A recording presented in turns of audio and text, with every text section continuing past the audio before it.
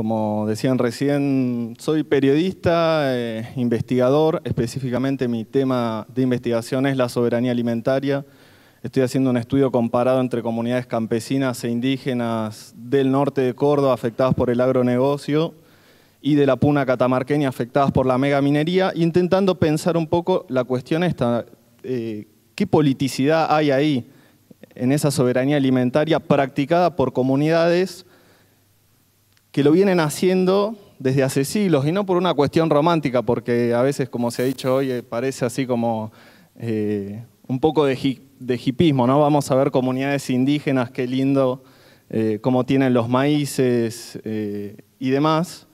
Y en realidad lo que me interesa, y sobre todo es lo que aprendo de esas comunidades, son un montón de respuestas y de prácticas políticas a la profunda crisis civilizatoria que estamos atravesando, que tiene que ver con todo lo que explicó Claudio, con lo que explicó Eduardo, con lo que decían recién las compañeras, esto del hambre. El hambre no existió siempre, tiene una historia política el hambre, se ha construido el hambre, y vamos a intentar pensar eso. ¿Cuáles son los patrones culturales también que van multiplicando el hambre? Voy a dar un ejemplo ahora como para dejarlo en el aire y tratar de que pensemos juntos con la exposición. Tiene que ver con esto de la seca que tanto se habló. Como periodista trato de leer muchos medios durante meses todo este verano, y está muy bien porque muchos productores, tamberos, ganaderos de granos estuvieron afectados. Pero saben que fue una de las mejores temporadas en muchísimos años de cosecha de algarroba, el alimento histórico del norte cordobés y de toda la región chaqueña. Kilos y kilos y kilos de vainas de algarroba tiradas por buena parte de Argentina. El alimento principal de todo ese territorio. En la misma temporada que los medios solo hablaban de la sequía y todos los dólares que estábamos perdiendo. Ahí vamos a ver un poco cuál es la historia de todo esto.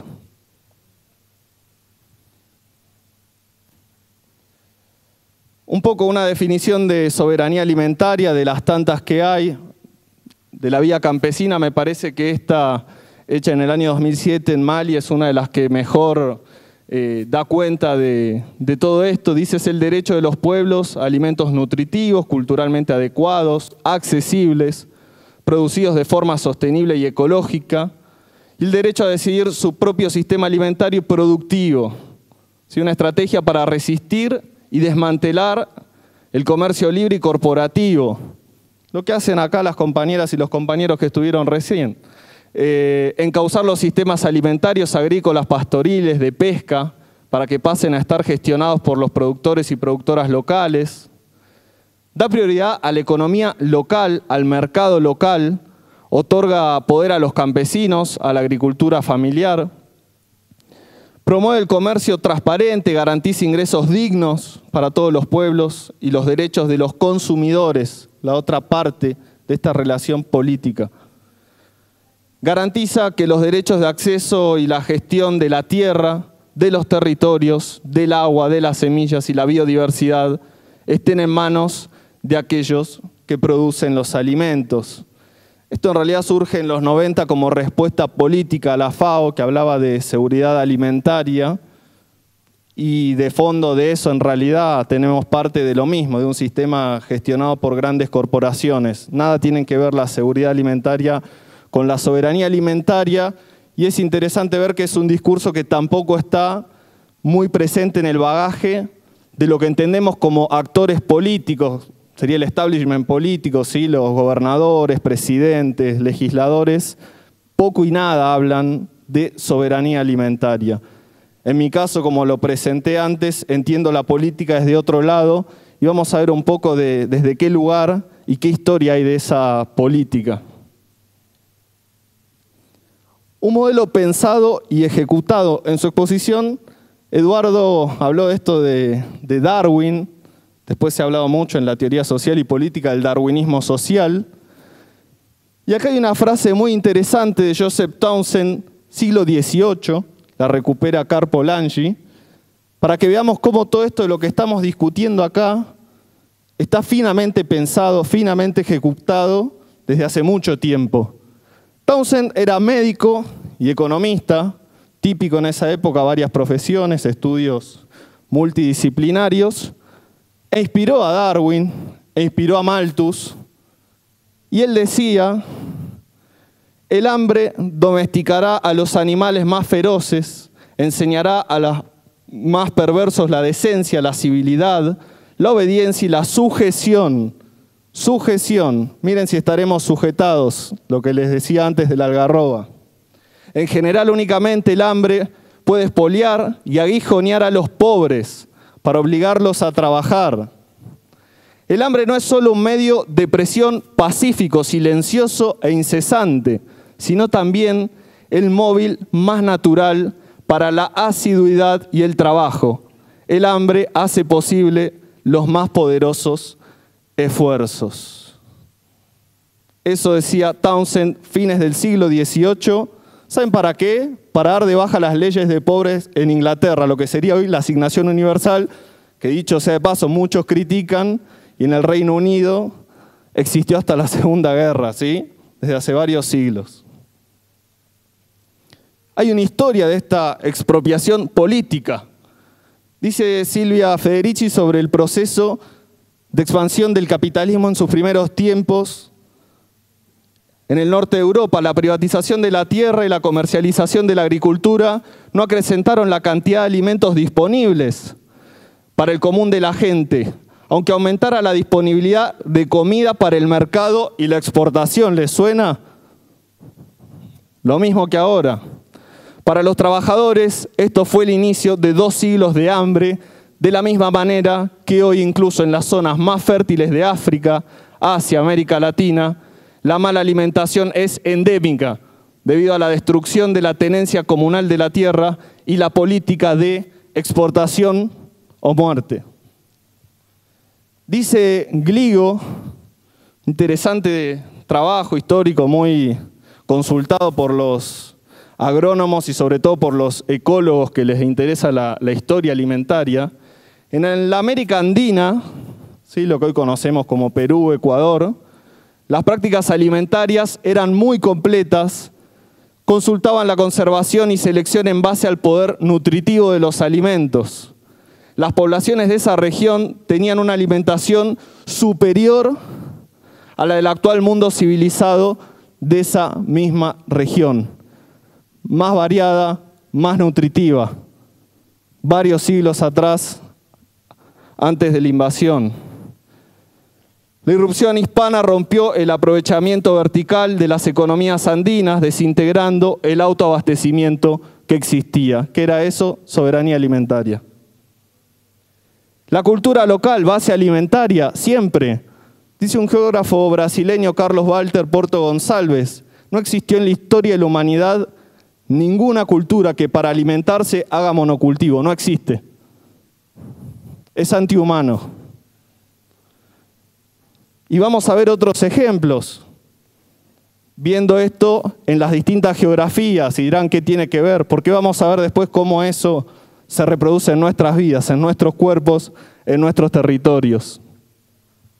Las grandes sequías del siglo XVIII atravesaron el territorio de China con una sólida organización política que tenía como eje la distribución de grandes almacenes de comida a cargo de la dinastía Qin hacia las zonas más afectadas por esa seca. ¿Por qué? Porque se entendía que el campesinado era un sujeto político con derecho a no pasar hambre. Era el sujeto de esa cultura. En esa misma época, los europeos morían de a millones de hambre, de enfermedades relacionadas con el hambre, en las heladas y en las sequías, en el momento de auge de la razón, de la ilustración.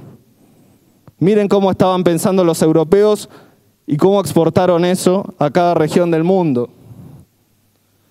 Otro ejemplo, la avanzada británica sobre la India, porque hoy pensamos que la India son todos famélicos muertos de hambre. Pensamos lo mismo del África, de Centroamérica. Antes de la creación del mercado nacional de cereales, con base en el ferrocarril, Las reservas de alimento a escala local eran mayores, la solidaridad patrimonial más generalizada y los precios de los cereales en las áreas con excedentes estaban mejor protegidos frente a la especulación. A partir del capitalismo colonial puede comprenderse la crisis alimentaria de Bengala de 1770, los posteriores episodios de hambruna críticos, como los de fines de 1800, principios del 1900, y de forma similar a lo que ocurría en la dinastía Qing en China, antes de la irrupción británica, el imperio mogol sostenía una férrea protección de los campesinos como sujeto social. La alimentación era parte fundamental de ese modelo. Eso se vino a destruir. El alimento controla cuerpos y territorios. 20 millones de hectáreas de soja. Imaginen si controla territorios.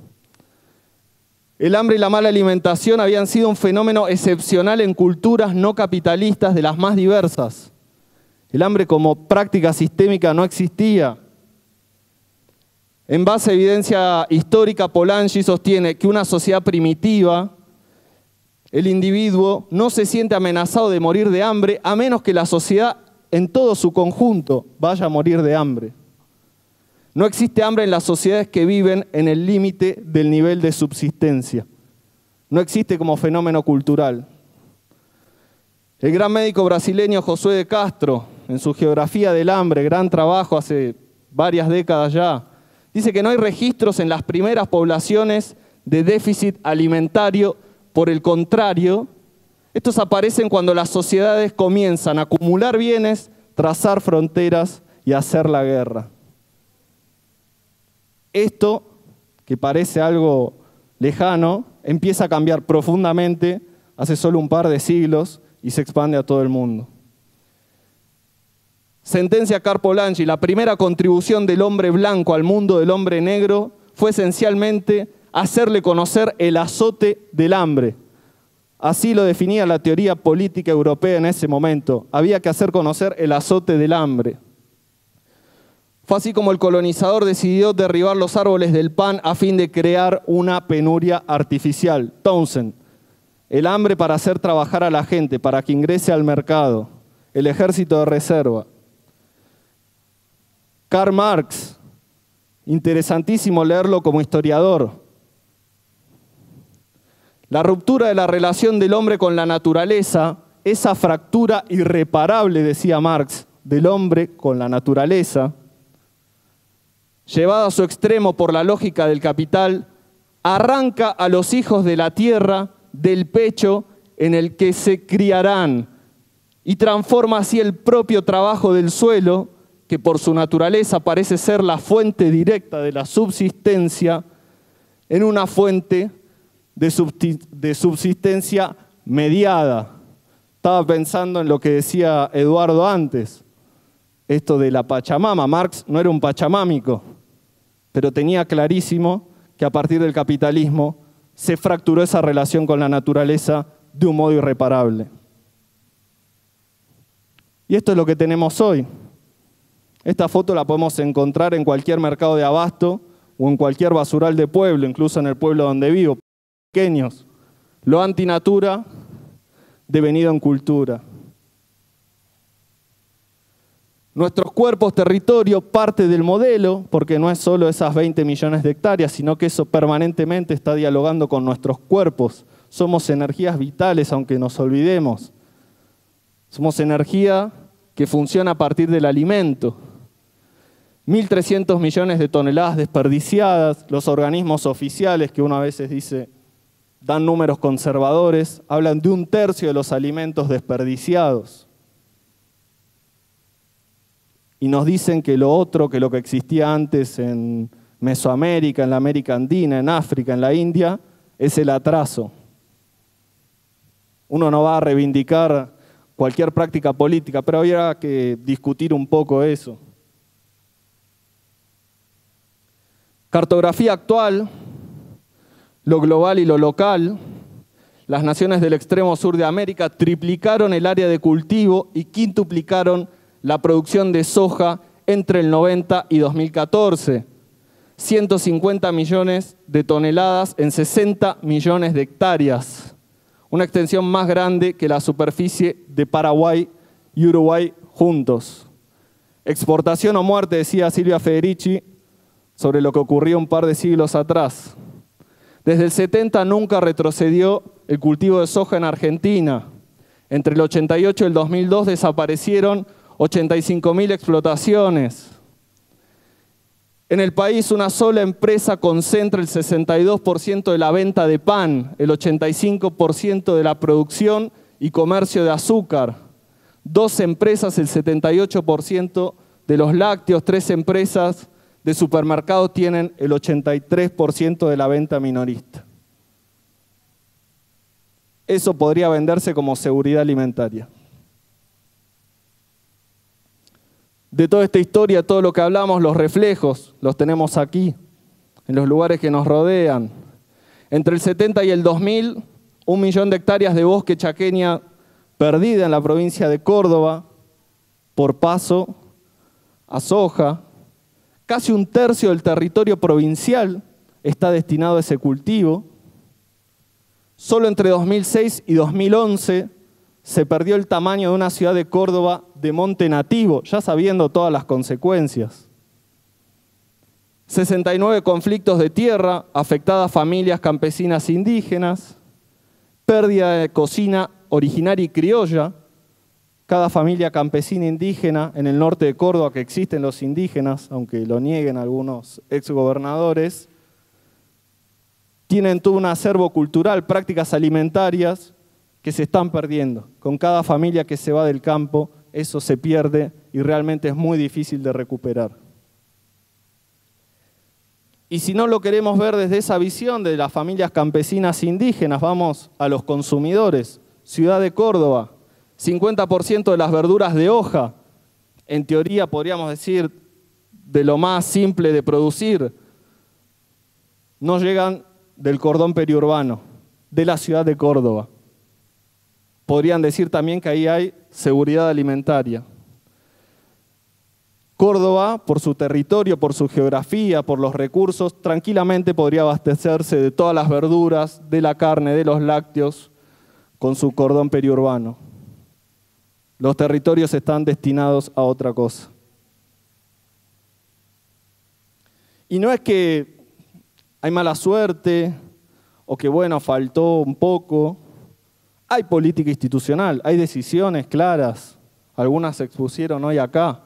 El plan estratégico, por ejemplo, que tenía el gobierno anterior, de Cristina Fernández, sabiendo todas las consecuencias ya discutidas, sanitarias, ecológicas, sociales, aspiraba a aumentar la superficie de granos de 33 a 42 millones de hectáreas en 10 años, una apuesta a la expansión controlada del modelo, una suerte de dominancia del agronegocio bajo tutela estatal. Hoy ya está desmadrado absolutamente con el nuevo gobierno. Buscando atenuar la conflictividad que implica el agronegocio con políticas alternativas. Secretaría de Agricultura Familiar, que muchas compañeras y compañeros han hecho un gran trabajo desde ese lugar, pero con una porción muy pequeña de la política pública, hay que decirlo. En 2013, por ejemplo, se orientaron al agronegocios desde el Estado Nacional en investigación, créditos e infraestructura, 540 millones de dólares. ¿Saben cuánto fue para la agricultura familiar? 40. De Nacional Popular me parece que tiene poco y nada. En la provincia de Córdoba, al menos 30.000 hectáreas en zonas de resguardo, lo que decía Claudio antes, de los agroquímicos. ¿Y qué nos dice Beatriz Jovelina del INTA, que está trabajando en esto, en las zonas buffer, en los cordones periurbanos? Tenemos 30.000 hectáreas disponibles para hacer agroecología. Nos está diciendo la legislación, están ahí. Bueno, hay comités asesores de los municipios, pero prácticamente no hay programas de desarrollo, acompañamiento y mucho menos promoción de una producción alternativa o agroecológica. No es política de Estado. Y pondría el foco acá, dentro de esa recuperación de la política que estoy planteando desde el principio. Lo más próximo que tenemos hoy son los municipios y comunas. Modelos en pugna, un poco lo decían las compañeras antes, los campesinos son los principales proveedores de alimento para más del 70% de la población mundial. La cadena de agronegocios utiliza más del 75% de los recursos agropecuarios del mundo. 44% de la masa que produce la cadena de agronegocios se pierde en la producción de carne, otro 9% de los cultivos industriales se usan para agrocombustibles y al menos 15% se pierde en transporte, almacenamiento y procesamiento. Además, el 8% termina en la basura, absolutamente ineficiente, antiecológico y energéticamente crítico. Tenemos 75% del total que produce esa cadena de agronegocios desperdiciado antes de llegar a ser alimento para una persona. Y es una discusión política, otra vez, en el sentido profundo de la palabra política.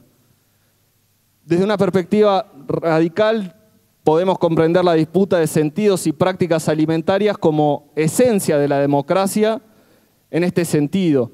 Las resistencias campesinas, alimentarias, ecologistas, entienden que no puede haber soberanía alimentaria si no se trabaja en democratizar el entorno extenso que la puede producir.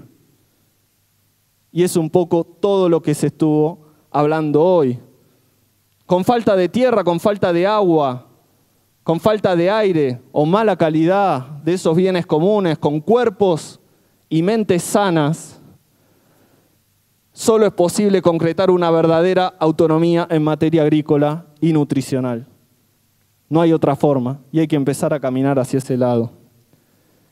Se busca un modelo antagónico de la destrucción de solidaridad, de la devastación ecológica, de la monocultura. Esto, monocultura, lo explicó muy bien Eduardo hoy.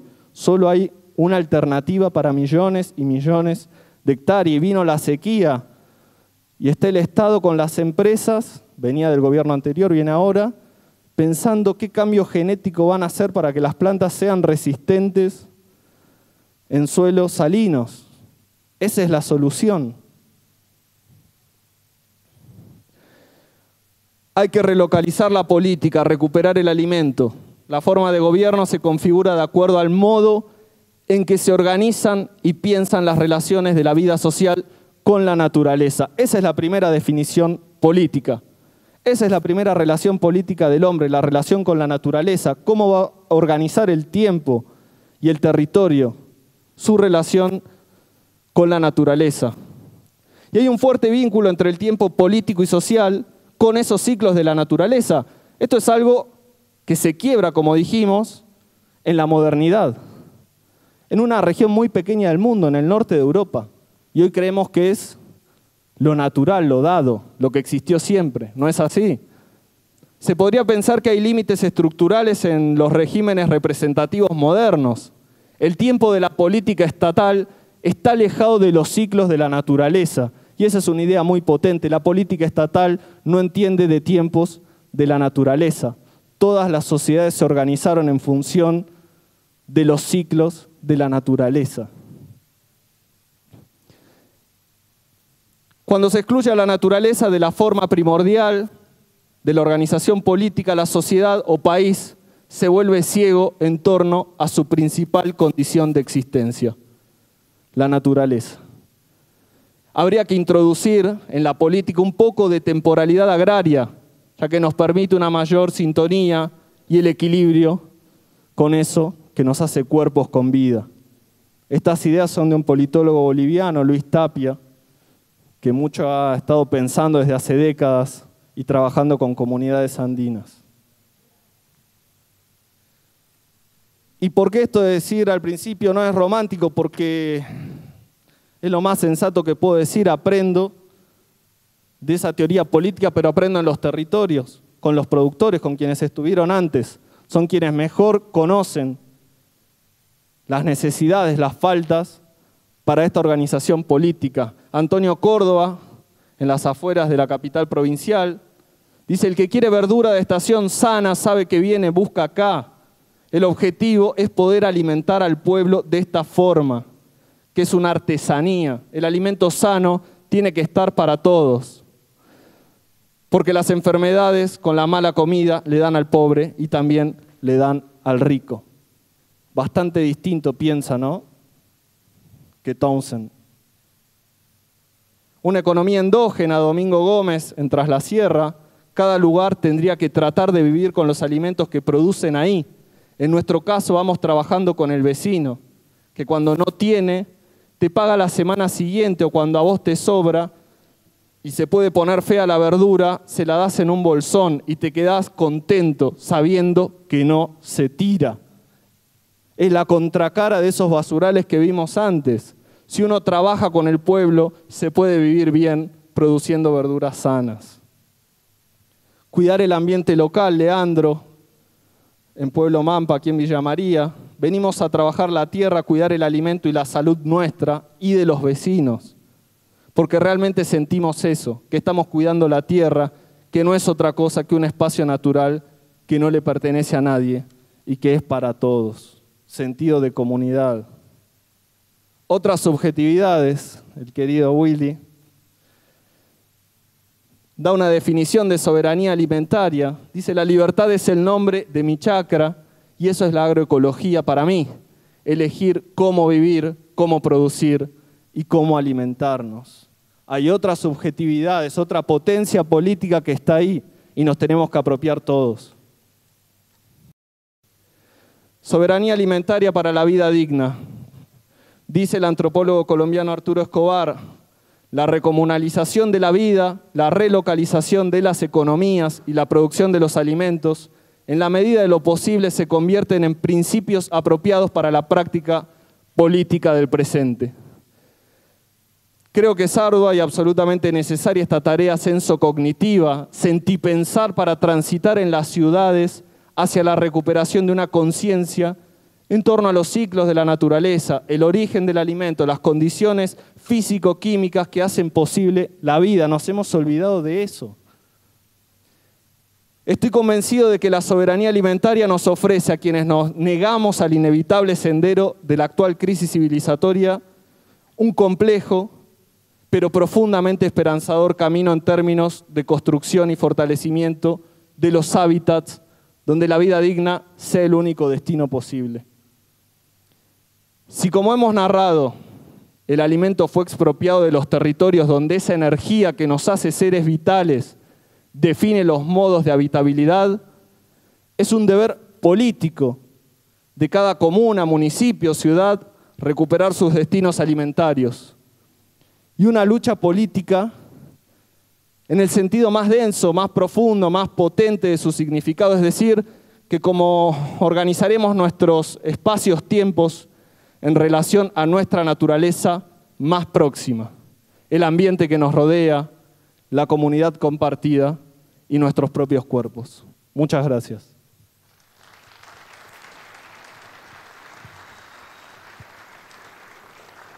Queremos agradecer especialmente a cada uno de los disertantes que nos han acompañado en esta jornada. Por supuesto, también convocarlos a quienes nos han acompañado durante la jornada de hoy en cada una de las actividades que hemos planteado y que hemos desarrollado para discutir en esta jornada socioambiental diversas temáticas que, bueno, nos han esclarecido muchas cuestiones vinculadas con esta relación entre la ciencia y el mundo que nos toca habitar a partir de cada una de las temáticas que se han desarrollado. Vamos a concluir esta jornada socioambiental, agroecología y soberanía alimentaria.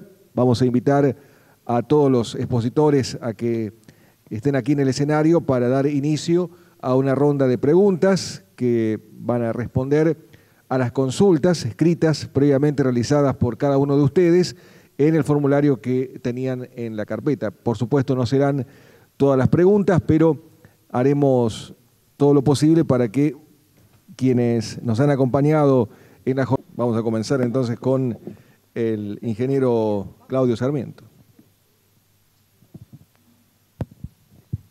Ahí va.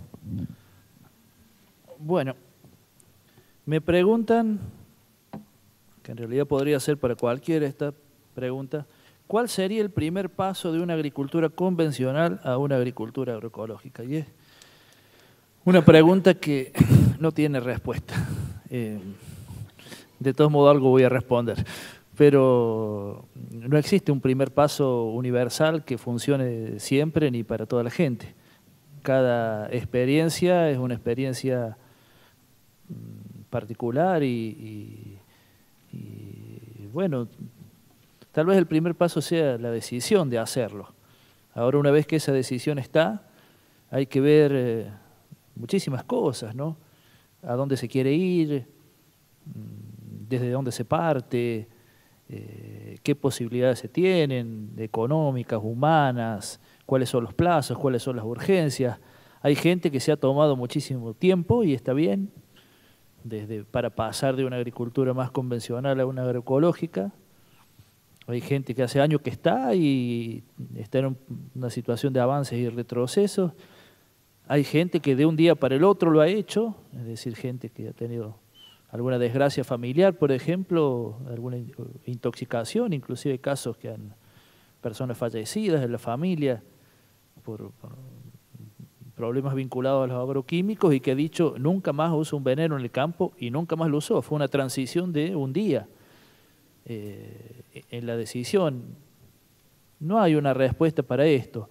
Sí hay orientaciones generales que tienen que ver con lo que se habló, creo que en todos los paneles, ¿no? Que es cómo hacer para un campo que se lo vino castigando muchísimo tiempo, que se vino tratando de alejarlo lo más posible de los ciclos naturales, cómo hacer para recuperar esos ciclos naturales que son los que van a promover esa fertilidad, que van a permitir que el campo vaya saliendo de esa situación de adicción, como decía Eduardo, ¿no? Ahora, dentro de eso, cada campo es una historia y hay muchas posibilidades. Si lo tuviera que resumir en algunas pocas palabras, desde mi punto de vista, sería: el primer paso es tomar la decisión. ¿Cómo se toma la decisión? Bueno, cada persona es una individualidad y algo lo lleva en esta búsqueda que tenemos en la vida a que haya un día en que diga, bueno, quiero cambiar lo que estoy haciendo y quiero encontrar nuevos caminos para seguir siendo productor agropecuario, pero la forma no existe, no existe una cuestión universal para ello.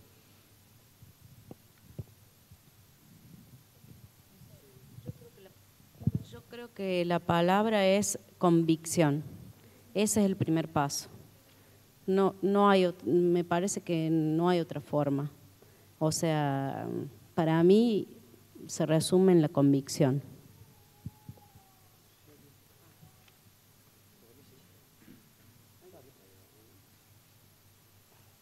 Bueno, yo tengo una pregunta que es, yo calculo que es para, dice agrupación Buena Semilla. Interpreto que es cómo piensan la comercialización. Si está por ahí alguien que la hizo, si lo quiere aclarar, por ahí no entiendo bien la letra. Si pensábamos en formar asociaciones entre los integrantes y qué piensan sobre la escala de producción y la influencia de las políticas de precios sobre los productos alimenticios. Sí, por ahí va. ¿Está bien?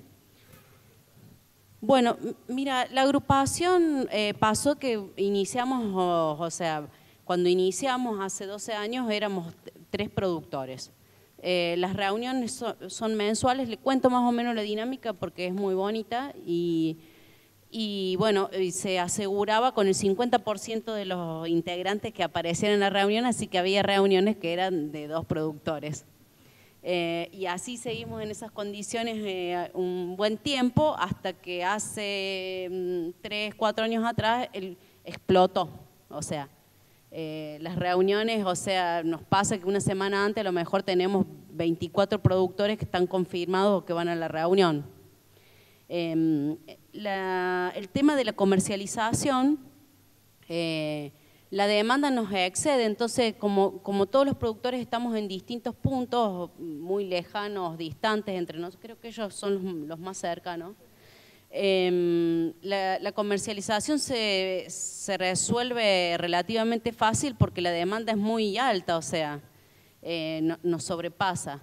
Sí hacemos una comercialización entre nosotros que por lo general se lleva a cabo cuando se termina la reunión, que es de un día. Todos llevamos algún producto que ofrecemos al resto de las familias que van a participar, porque esa es otra cosa, en el grupo participa la familia completa, o sea, los que están acostumbrados, digamos, a ver grupos de productores, por ahí es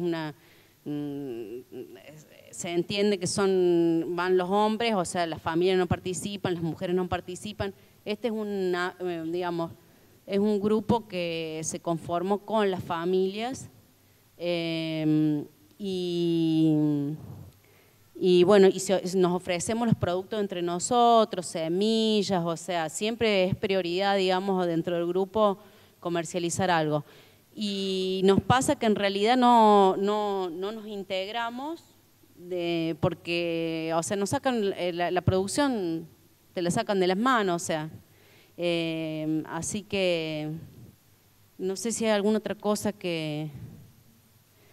con respecto a los precios, hay una cuestión que todo el mundo piensa que el producto orgánico, agroecológico o el producto natural tiene un sobreprecio, o están acostumbrados los que van acá al Walmart y ven la góndola del producto orgánico que tiene un sobreprecio muy importante. Cuando nosotros, o sea, le ponemos un precio generalmente a los productos que ofrecemos, por lo general, si hay algún, por ejemplo, me pasa a mí con la miel, si hay algún otro productor de miel adentro del grupo, más o menos nos ponemos de acuerdo cuál es el precio, pero son los precios normales de comercialización y a nosotros nos queda un excedente de ganancia, no por un sobreprecio por el producto que ofrecemos, sino por el bajo costo que tiene la producción. Pero realmente, o sea, nosotros, o sea, nuestros productos no salen a los precios que se venden en la cadena de supermercados. Y si alguien, o ustedes que comercializan más también por ahí. No, que con respecto al precio de este tipo de productos podríamos estar discutiendo bastante tiempo y replantearnos esto de que a ver cuál es el precio justo de cada producto, del kilo de papa, de los pimientos que produce Willy. Por ahí, reforzando lo que vos hoy decías, Luciana, de los consumidores tienen el poder. Y a veces los consumidores no sabemos qué hay por detrás de ese producto que vamos a sacar de una góndola o que vamos a comprar a la chacra de alguno de nosotros. No sabemos cuántas horas de trabajo le llevó a 1, 2, 3 o cuántas personas sean.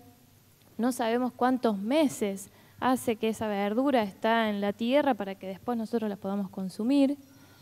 Y creo que a partir de eso se debe de construir un precio justo. Es bastante complicado, creo, el tema también. Yo creo que no deberíamos estar pagando de más. Hay que pagar lo justo. Entonces informémonos, a ver, ¿cuántos meses lleva producir una zanahoria? Yo voy, compro zanahoria y listo.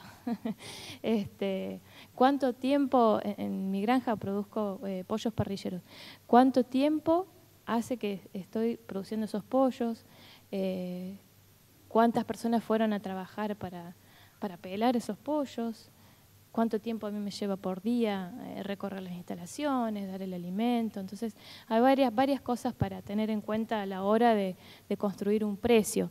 Y bueno, como consumidores tenemos crear esa conciencia de saber qué estamos comprando, cómo fue hecho. Es importante, me parece.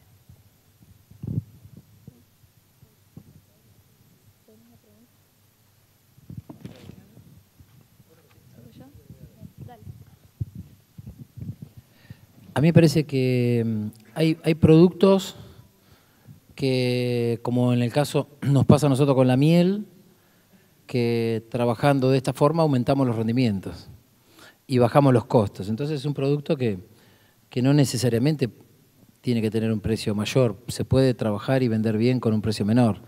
en trigo, en cebada, en maíz, en girasol, nos pasa lo mismo. Rendimientos parecidos, costos más bajos. Ningún caso se vende con un precio diferencial más alto. Pero hay algunos cultivos que no rinden lo mismo.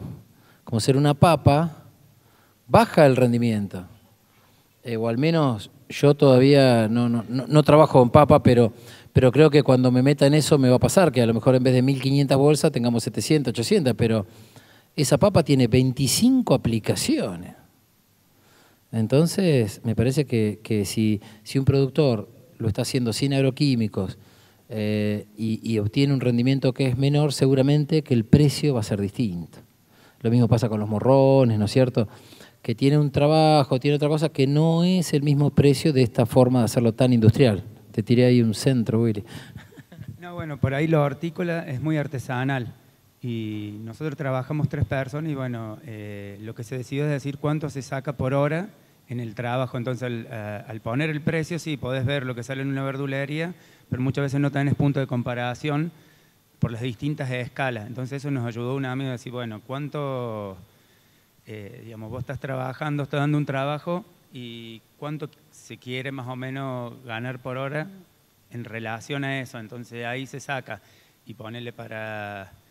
Son muchas horas, ponele una zanahoria, como decís vos, son 6 meses en el suelo, con los cuidados, los pimientos que estamos sacando ahora hace un año que los empecé a sembrar. Y el cuidado que tiene, bueno, eso es justamente un trabajo artesanal. Eso.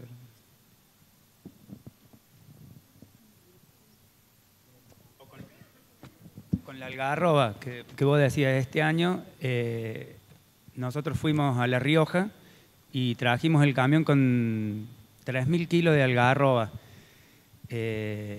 Fuimos a juntar en un lugar donde hay comunidades campesinas y la algarroba se paga mejor que cualquier otro cultivo, digamos. Si vos vas a lo que vos cosechás de maíz o de soja y se le pone el precio de un grano orgánico, bueno, la algarroba se paga mucho mejor. Entonces vos estás generando un vínculo con el campesino que todavía resiste en el monte y que puede salir y hacerse un jornal de decir, me junto 100 kilos de algarroba y a lo mejor a 15 o 20 pesos el kilo. Es decir, pensemos el monte de otra manera, no solamente como algo que molesta, que se puede hacer leña y carbón, sino que nos produce un recurso que se puede vender, además de lo que es ambientalmente el monte, los animales que viven y todo lo que genera.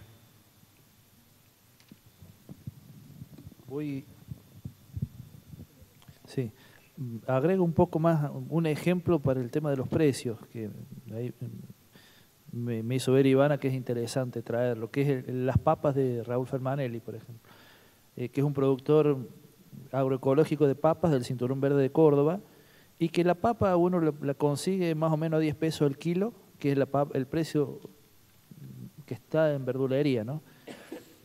Cuando empezamos a trabajar con Raúl, hace ¿cuánto? Bueno, 12 años, Raúl vendía toda su papa al mercado convencional, al mercado de abasto de Córdoba, y él me decía, mira, yo soy productor, no me gusta vender. Yo soy productor y mi trabajo termina cuando la cosecha está lista. Hace 12 años.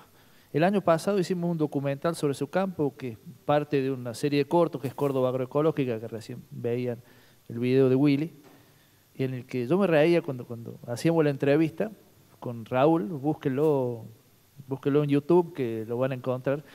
Y él dice, yo tengo 3 trabajos. Dice. Uno es producir, otro es acondicionar y el otro es vender. De aquel productor que hace 12 años decía, yo me dedico a producir nomás, los pone en el mismo grado de importancia.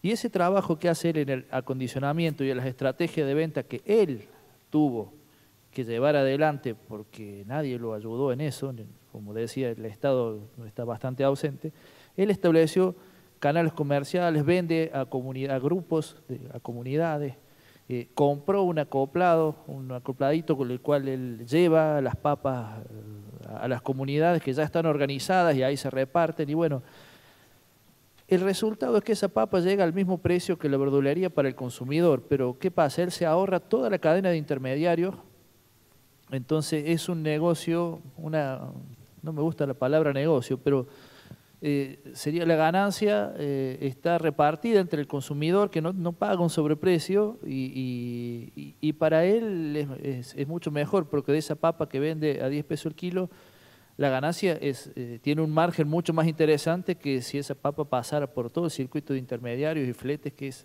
altísimo, ¿sí? Y otra característica que tiene el tipo de mercadeo que es diferente, es que no sigue las variables del mercado convencional. Por ejemplo, uno le compra un tomate a Willy, por ejemplo, o sigamos con las papas de Raúl si se quiere, ¿sí? Y está a un precio, y si en esa semana cae piedra en Mendoza, el precio se dispara, por ejemplo. Eso no pasa en el mercadeo de lo agroecológico. O sea, si cae piedra en donde sea, el precio de la papa de Raúl se mantiene más o menos igual, porque se calcula en relación de otras cosas, no en relación de una ley de oferta en demanda que priorice el oportunismo, sino que se trata de establecer un precio justo, ¿sí? Que, bueno, puede ser distinto, pero se trata de compensar, como se decía, ese esfuerzo que se le pone al trabajo. Bien, yo no sé si quedan más preguntas. Sí, pero leo una que estaba acá. no, lo que quiero decir es lo siguiente, que tenemos hasta cierta hora el teatro y ya nos van a cerrar. O sea que hacemos una pregunta más y lamentablemente tenemos que cerrar. Bueno, preguntaban si las prácticas ancestrales son las que nos dan la soberanía alimentaria. No sé si quedó del todo claro, no tengo una visión romántica de las comunidades campesinas indígenas o de lo ancestral como algo genérico, pero sí me parece que para deconstruir esto, y bien vale el trabajo de Eduardo y de Claudio, en toda esta historia que hablamos hubo un epistemicidio, no solo genocidio, sino una masacre de saberes. ¿Y qué es lo que estamos planteando? Lo que plantea Boaventura, entablar un diálogo de saberes sin pretensiones de universalidad, ¿sí? Una justicia epistémica. Y estamos muy lejos. Creo que los saberes que podemos llegar a definir, mal definir como ancestrales o campesinos o indígenas, bien nos sirven para muchos territorios, tenemos que ver en cada lugar qué, pero sin duda que el trabajo que están haciendo Eduardo y Claudio me parece urgente, porque tenemos 20 millones de hectáreas de soja y no hay comunidades hoy ahí para estar aplicando sus saberes, ojalá ocurriera. Entonces me parece que es esa la idea, entablar un diálogo, pero desde una justicia. Hace poco veía al INTA en uno de sus newsletters diciendo: ¿te animás a hacer un bicultivo? Como si fuese algo revolucionario. Digo, las milpas existen hace unos cuantos siglos en América, entonces me parece que en ese sentido de construir eso, y es lo que me decía alguna vez una trabajadora del INTA crítica, las fronteras más difíciles que tenemos no son técnicas sino mentales. Me parece que viene por ese lado. Bueno, de esta manera agradecerle a cada uno de los expositores. Hemos llegado al cierre.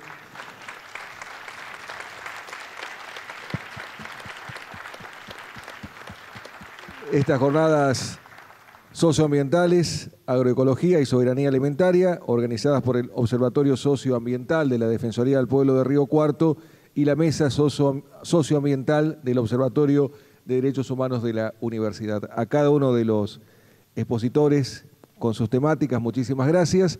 Al público presente, agradecido por haber compartido este evento y ojalá haya sido fructífero para la continuidad y el desarrollo de la discusión sobre esta temática. Muchísimas gracias.